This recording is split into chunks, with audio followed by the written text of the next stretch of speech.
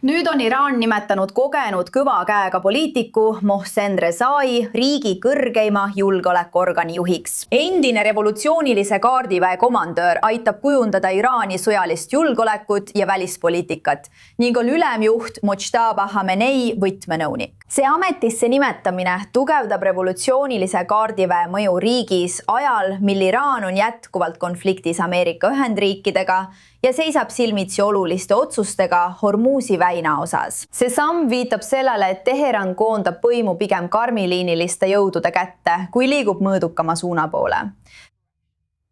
Ja nüüd, et seda teemat lähemalt selgitada, on meiega liitunud Negar Moshtadeh, ajakirjanik väljaandest Iran International ning taskuhäälingu sarja i4 Iran saatejuht. Suur tänu, et meiega liitusite. Rääkige meile, kes on Mohsen Rezai ja kas see ametisse nimetamine suurendab tegelikult revolutsioonilise kaardiväe mõju otsustes või lihtsalt formaliseerib juba olemasoleva võimu?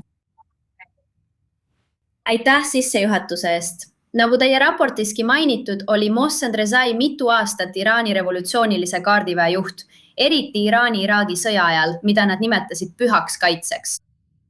Teate, see näitab ka, et Islami Vabariik muutub üha enam julgeolekule ja militariseerimisele orienteerituks, eemandudes vaimulike juhtkonnast. Kuid mitte ainult see. Teine oluline tegur on see, et praegu ei toimu mingit üleminekut isegi revolutsioonilise kaardiväe nooremale põlvkonnale. See kinnistab tõesti vanade kaardiväelaste võimu nii-öelda. See annab meile ka aimu, millises suunas Iraani režiim kavatseb liikuda Hormuzi väina osas, nagu sul oma raportis oli. Mohsen Rezai ütles, et kontroll Hormuzi väina üle on olulisem kui 10 aatompommid. Nii et julgeolekunõukogul on tohutu roll. Oluline roll riigi julgeoleku ja välispoliitika seisukohalt. Mohsen Rezai on kindlasti väga revolutsiooniline, väga ideoloogiline. Aga tead, mõned leiavad ka, et võib-olla nad tahavad mingisugust läbiräägitud kokkulepet. Ja kui nad seda teevad, kui neil on keegi, keda karmeliinlased tegelikult austavad, siis võib-olla suudab ta seda paremini maha müüa kui keegi mõõdukamast reformistlikust leerist. Ja ta võib olla suuteline selle vaidluse nii-öelda ära lahendama. See on tõesti huvitav tähelepanek, sest see justkui läheb vastuollu sellega, mis näib olevat kõige lihtsam põhjus. Kuid kas see ametisse nimetamine ütleb midagi enamat Teherani strateegia kohta, kui rääkida kas edasiseks vastasseisuks valmistumisest või oma positsiooni tugevdamisest enne võimalikke läbirääkimisi? Noh, see võib minna mõlemat pidi. See võib potentsiaalselt tähendada, et ta üritab seda kokkulepet kõva joone toetajaskonnale maha müüa, sest kui Khamenei pidas oma protsessiooni, oli Iraani avalikkuses mõningaid konservatiivseid gruppe, tegelikult mitte ainult režiimi sees, kes hüüdsid surm Adolf Tšile, kui välisminister mööda sõitis mootorrattal. See on üks teooria, kuid see võib tähendada ka seda, et nad valmistuvad kurnamissõjaks ja võimalik, et ka. Nagu sa oma Washingtoni reporteriga välja tõid, et siin ei tule mingit kokkulepet, et ameeriklased lihtsalt ostavad aega, kuni tulevad eelvalimised. Me jõuame selle keegi juurde tagasi. Nii et nad võivad valmistuda, teades väga hästi, millised on Ameerika Ühendriikide võimalikud kavatsused. Ja ka Iraani režiimi omad, kes nad tõesti ei taha loovutada kontrolli Hormuzi väina üle, mis on irooniline, sest enne sõda polnud neil tingimata ka kontrolli.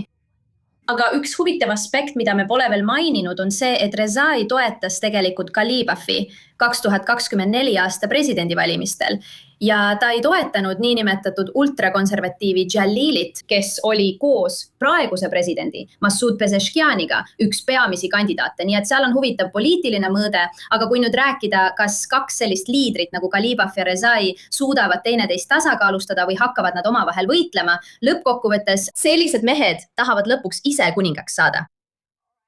Hästi, ja sa mainisid, et see võib minna kas rohkemate läbirääkimiste suunas või hoopis vastupidises suunas, aga kui me näeme, et see mõjutab läbirääkimisi USA-ga, kuidas me võiksime näha muutusi või sellise mehe mõju läbirääkimiste laua taga? Noh, mina kaldun pigem arvama, et see tähendab kindlasti seda, et nad ei loobu kontrollist Hormuzi väina üle, et see tähendab kindlasti IRGC veelgi tugevamat kinnistumist, taas eemal vaimulike baasist, eemal igasugustest reformimeelsetest fraktsioonidest ning eemal poliitilisest noorkaadrist või IRGC enda sees tõusvast uuest põlvkonnast. Nii et nad tõesti püüavad siin võimu kindlustada. Ja see näitab mulle, et ma arvan, et nad ei kavatse teha mingeid kompromisse, kuigi see võiks minna ka teistmoodi. Aga tõesti, sellise sõjaväelise esindusfiguuri olemasolu annab märku, et Iraan valmistub tõenäoliselt veelgi enamaks sõjaks eelvalimiste ajaks. Hästi, Negar Moshtadeh, aitäh, et liitusite meiega sellel ülekandel. Rõõm oli!